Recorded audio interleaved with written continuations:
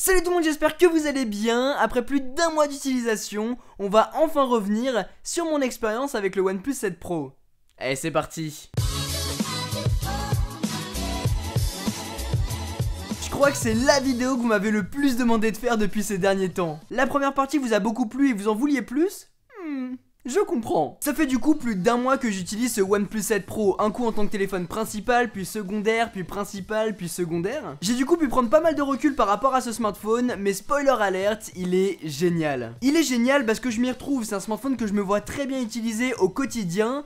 Et c'est ce que j'ai fait d'ailleurs. C'est un smartphone qui est à la fois rapide, fluide, qui est très agréable à utiliser et qui embarque les dernières fonctionnalités. Il a des défauts bien sûr et on va en parler, mais dans l'ensemble j'en suis super content. Je m'y suis retrouvé avec ce OnePlus 7 Pro parce que déjà il est magnifique, notamment dans ce coloris Nebula Blue que j'adore personnellement. Il vient de sortir d'ailleurs en allemande, je vous mettrai un lien dans la description. Mais aussi grâce à son très grand écran bord à bord légèrement incurvé que j'adore. Il faut bien le régler par contre parce que les couleurs ne sont pas très fidèles à la sortie de la boîte, surtout quand on regarde ses photos. J'aime bien quand ça pop, quand il y a des couleurs partout, quand elles sont blastées comme on dit, mais là c'était peut-être un petit peu trop. Une des fonctionnalités carrément sous-exploitées par les marques, c'est le 90 Hz. Je comprends pas pourquoi c'est pas présent partout, encore une fois c'est un petit peu compliqué à vous montrer à l'écran, mais je vous assure que ça fait la différence. Et juste en dessous de cet écran, on retrouvera un capteur d'empreinte digitale qui s'est avéré super efficace et rapide, que ce soit avec moi, mais aussi avec mon père, qui récupérera le smartphone par la suite. Et si vous avez suivi la première vidéo, il était pas vraiment content de son système, hein.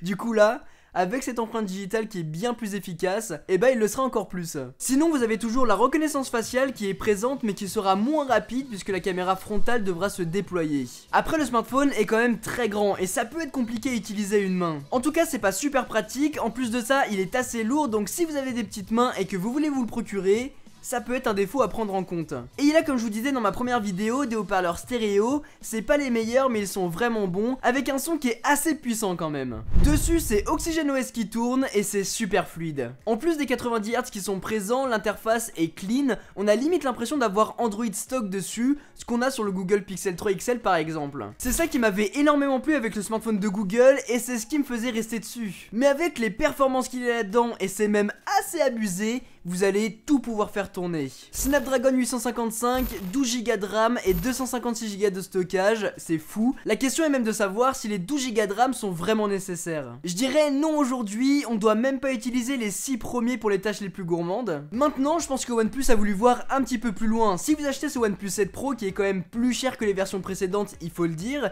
eh bien vous attendez de lui qu'il soit premium, qu'il soit aussi bien, voire mieux que la concurrence, mais surtout qu'il tienne dans le temps. D'où les 12 Go de RAM je pense. Après il existe une version moins chère avec 6 Go de RAM si vous préférez. Et je dois dire que tout ça n'influe pas vraiment sur la batterie de 4000 mAh qui reste solide. Après ce qui m'était super utile et que j'adore, c'est le Warp Charge 30 qui est impressionnant. Ça vous permet de recharger 50% de votre appareil en 20 minutes. C'est beaucoup trop bien. Finalement, pour ce qui est de la partie photo, j'ai pas mal de choses à vous dire. On va retrouver sur ce OnePlus 7 Pro un capteur grand angle de 48 mégapixels, un ultra grand angle de 16 mégapixels, ainsi qu'un zoom x3 optique de 8 mégapixels, sans oublier sur la face avant cette caméra rétractable de 16 mégapixels. Juste avant de rentrer dans le vif du sujet et de découvrir la qualité photo, je voulais qu'on parle de cette fameuse caméra que j'utilise depuis ces derniers mois. Je n'ai eu aucun souci avec. Déjà, c'est trop stylé, hein, ça fait l'effet waouh en soirée, il s'ouvre assez rapidement quand même, mais je reste sceptique sur la pérennité d'un tel système. Après, je m'en sers clairement pas tant que ça, et il y a même des journées où je l'utilise jamais. Et je n'ai eu aucun souci avec la pluie. Pour ceux qui ne seraient pas au courant, le OnePlus 7 Pro n'a pas la certification IP68, mais il l'est. Du coup, sur la pluie, c'est bon, et il y a même des gars qui l'ont plongé dans l'eau avec la caméra pop-up d'activer, et apparemment, il n'y a eu aucun souci. Mais je vous conseille pas de le faire. Pour ce qui est de la qualité photo maintenant, eh bien il est très bon, digne de sa gamme de prix en tout cas. J'ai été assez étonné de ses capacités, dans l'ensemble les photos sont très belles, détaillées, colorées, avec une bonne plage dynamique, l'objectif principal est nickel, j'ai franchement rien à redire là-dessus tellement c'est propre de jour comme de nuit. Le zoom x3 lui aussi manque peut-être un petit peu de netteté par moment, parce que dans l'ensemble il reste très bon lui aussi, et fidèle à l'objectif principal, et ça c'est très cool. Parce qu'on a quand même de gros soucis en termes de colorimétrie, quand on passe d'un objectif à un autre. Parfois les couleurs sont fidèles, uniformes comme ici avec la Madeleine, d'autres fois pas du tout avec une plage qui passe du jaune au vert au jaune, c'est horrible et c'est pas l'angle de prise de vue qui faisait ça, hein. Ça le fait avec toutes les photos et même sur une autre plage avec le soleil qui tape bien. Parfois ça retire aussi du contraste sur l'image comme on le voit avec la Viper ou bien dans le bleu du ciel sur les photos du phare. On sent que la gestion des couleurs sur l'ultra grand angle ne gère pas hyper bien, là où les couleurs sont globalement les mêmes entre l'objectif grand angle et le zoom x3. Après je comprends, c'est pas évident d'harmoniser les capteurs,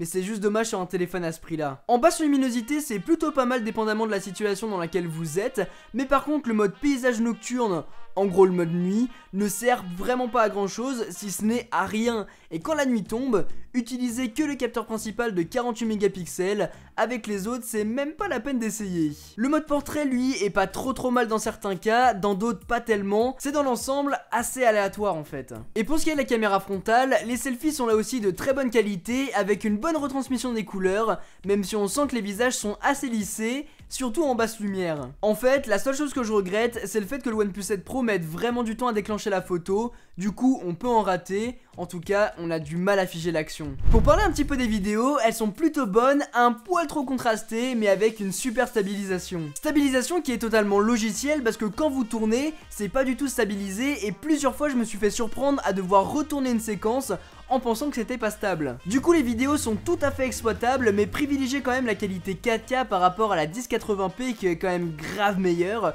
mais la gestion de la HDR n'est pas folle dans les deux cas, soit on a du ciel, soit on a la forêt. Il faut choisir. Pour ce qui est de la caméra avant, elle aime vraiment pas les hautes lumières, hein, et ça donne ce rendu super bizarre, alors qu'en fait il y avait juste des ampoules de couleur, ça donne ce rendu là, jusqu'à ce que ça aille mieux. Je comprends pas vraiment pourquoi. Salut.